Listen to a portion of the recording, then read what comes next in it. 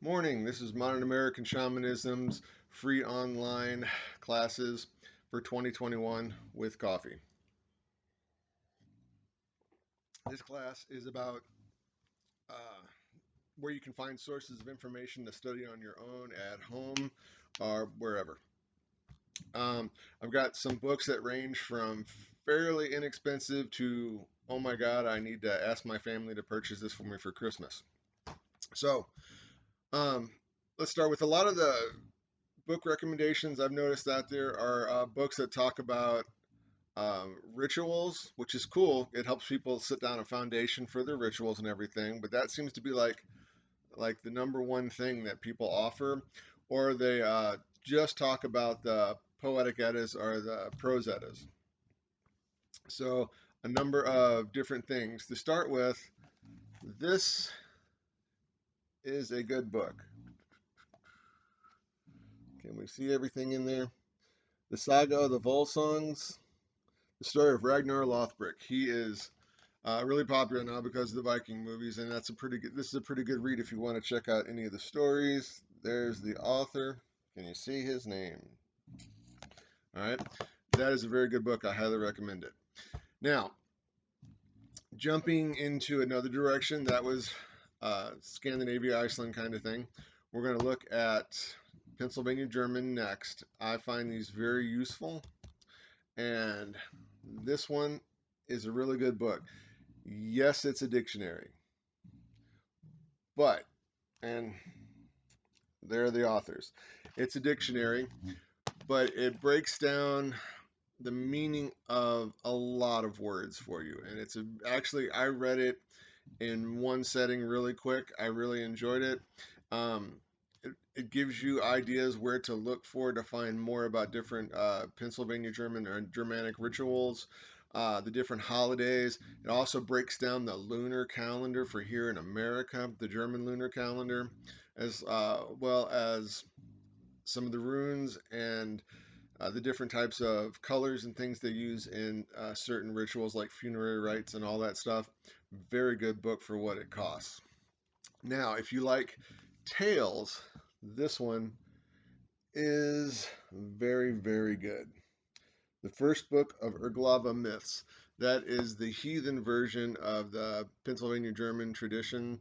Um, just loaded with old myths that I hadn't heard since some of them I heard since I was a little kid, and I really enjoyed reading them again. And some of them I had never heard of before, like the how the Pennsylvania German heathens survived when they got here and working with the old gods and everything. It's very interesting. I highly recommend it.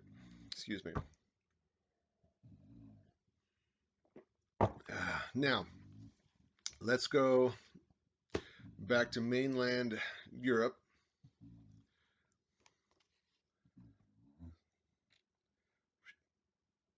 I really enjoyed this book. Very useful to read. And I don't know how to say her name, so I'm going to try and make it visible on the screen.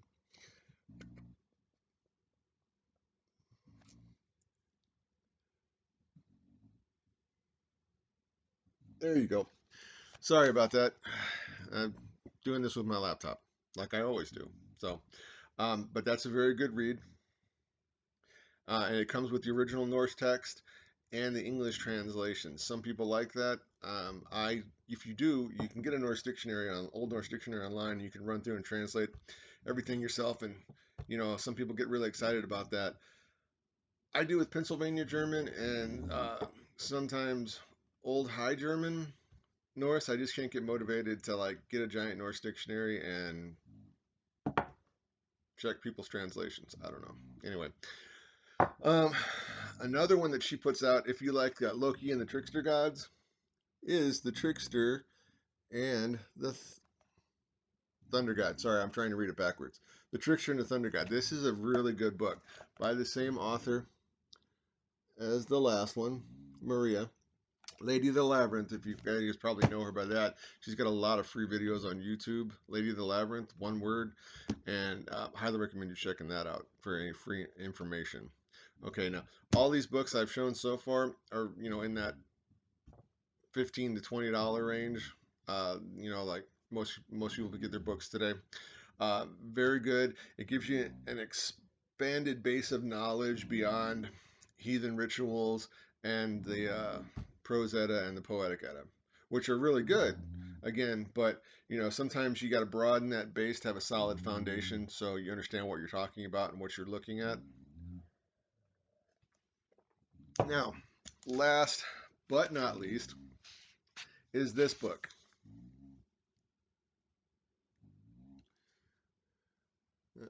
By her again.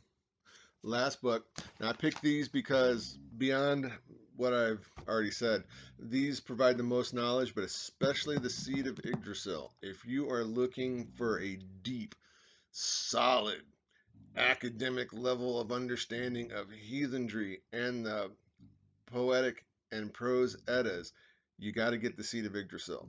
Now, how I accomplished this, because this is over $50, I asked a bunch of my family members to like lump all their presents together and or to go together and to purchase this book for me. So like three of them bought me this book as one Christmas present.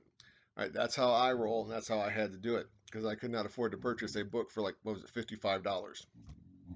But you know, uh, you guys might be able to if you can. That's great. Highly recommend it. Excuse me. But it breaks down the translations and the stories. She gives you the meaning of the Old Norse words. She explains it in there, like Sigurd and Brunhild, their story. Sigurd, has to be reincarnated to try and evolve into this, superhero kind of a guy, and he like makes these different accomplishments and passes these different initiations, but he keeps ending up banging his head on a rock until he dies a couple times, and that just sounded really stupid to me.